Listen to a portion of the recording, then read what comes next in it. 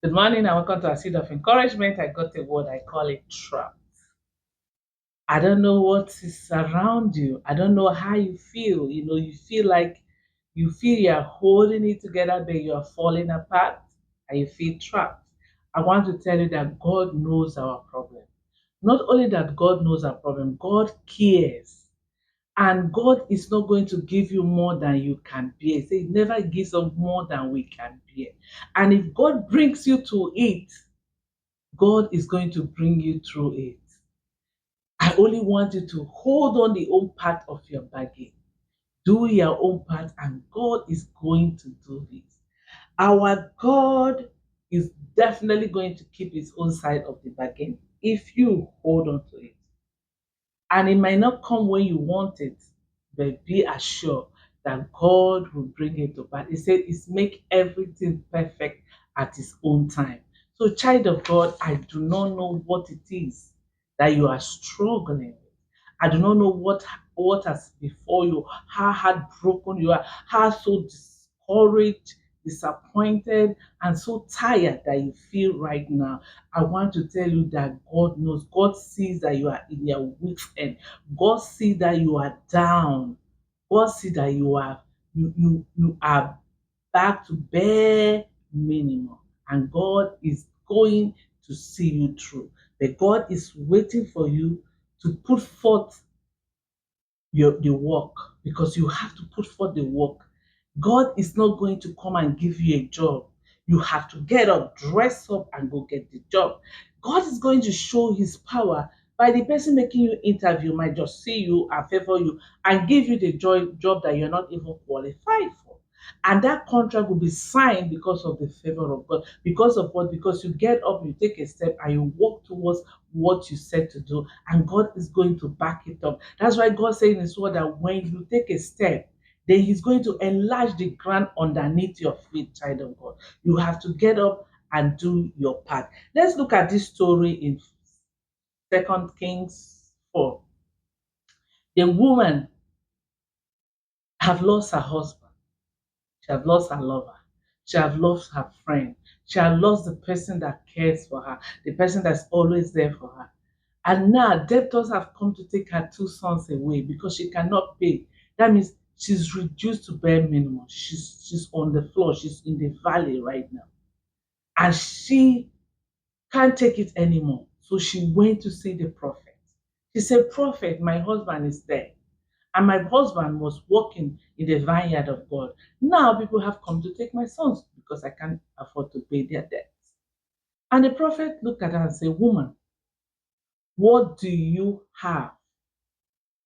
And what do you want me to do?" Two questions are the two important questions we should ask ourselves whenever we are in a situation. What do you have? And what do you want God to do? The prophet does not just show benevolence to her, but the prophet need to bring her out so she can begin to see the potential she have in her. Because you cannot keep on helping the poor in their midst. You cannot just keep giving them food and giving them money and giving. Then you are going to make them poor. They're going to remain poor. They are supposed to be willing to show you that they want to work. If somebody is willing to work and willing to put the work, willing to show you they want to work, then you can assist. You cannot keep showing benevolence to people that don't want to do anything, people that want to stay where they are and just keep asking you, asking you, asking you, asking you. At this time, at this point, I've come to a point where I just don't give out my resources to somebody that doesn't want to put it to work. Because I believe that if I invest in you, you should invest in something and there will be a return, because I'm not going to be the only rich person in my community. You're not going to be the only rich person in your community. So you have to help people and bring people to understand there is something you have in you that you can give back to the world, and it can bring you a harvest. You have to get out and go and sow a seed. If you don't sow a seed, you're going to have a harvest. So we have to change that poverty mentality that we have. You have to change the mentality that you have that you don't have anything, because there is something. When God formed you, He said He fearfully and wonderfully made you. That's why he told Jeremiah, don't say you are little, you can't speak, because when I formed you, I've already ordained you to be a prophet. That means there's a word in your mouth that you have to speak. So you cannot look at yourself and say you cannot do this side of God. There is a potential, there is a talent that God gave to you. So the prophet channeled the question to her, what do you have? And you see, that's when it occurred to the woman that she have a jar of oil in her house. She said, I have a jar of oil in my house. The prophet said, okay, go and borrow vessels, not a few more. That means you need to speak out. You need to search out for your trouble. You need to search out what is the problem. How are you going to do it? You have to look into books, find out how you're going to solve the problem. You cannot just sit back there and pray and fast morning and night without doing anything. God is saying, how am I going to help you? I want to bless the works of your hand, but you're not showing me what you're doing. I want to bless your feet wherever you go so you prosper, but you're not taking the work. You're sitting back, you're lying down in your couch, lamenting and crying, oh God, help me. You're sick in your body, but you don't want to go and see a doctor.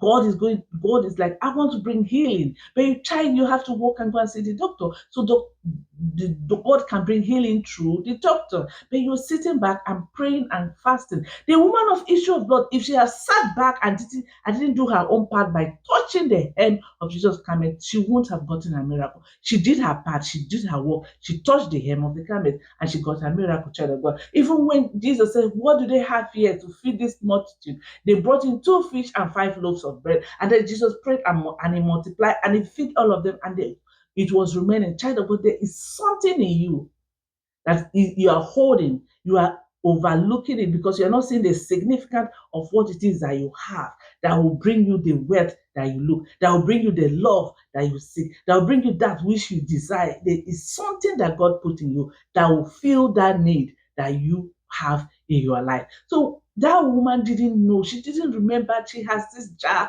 of oil. If the prophet hadn't asked her, the prophet would as well go ahead, give her money to go and pay her debt. But the prophet draw her back so she knows she has something. So, child of God, this morning, this day, I just come to tell you there is something that you have in you that God is waiting for you to put it in His hand, and God is going to multiply it. God is waiting for you to go out and start sowing, and God is going to bring that trillion of breakthrough. God is waiting for you to do your part, because when it's man extremity, that's when God showcases opportunity. You have a potential, you have something that God has put in you, and you must have a desire in you to ask God to show you. If you don't have a desire for God to show you, then God is not going to show you, because He is giving us will. When He said, "Has given, I've put life and death is in your tongue. What you speak is in your tongue," child of God. You need to get up and know there's something you have. Stop crying and rolling around. It's time for you to get up, take a shower, bathe yourself, go out there and search for that which you are looking for. Search for that job and you get a job. Search for that contract and you get a contract, and you apply and you do the needful, and God will overshadow it by blessing it. This woman began to pour this oil. The prophet said, and when you borrow these verses, close your door and pour the oil. And the woman borrowed verses. I know when she goes to borrow verses, like, is it not you? You that used to be all decked up with Chanel, Prada, going up around and everything is fine. You are now borrowing, begging.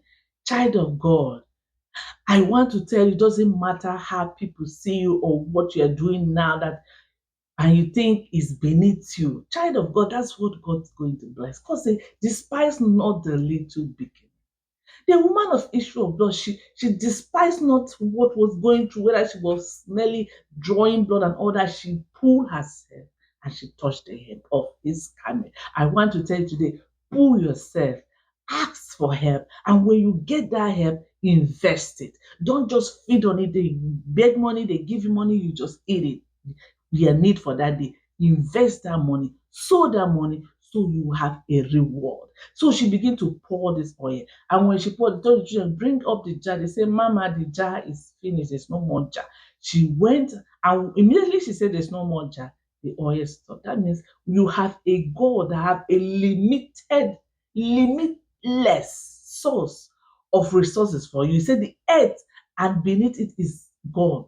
Gold and silver is gone. The wealth of this earth, they say you have hidden it for the righteous. Child of God, God has positioned you and put your feet and gave you dominion to rule, that whatever you say is going to be yours.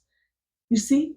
And the prophet said, woman, sell it, pay your debtors, and live on the rest. That means you have more multiplication, more. When Jesus wanted to turn the water into wine, Jesus didn't just pray and the water turned to wine. He told them to fill in the jar. Child of God, I just came to tell you today that you have to do your own part. Let's make this affirmation. I am open to God release of my potential.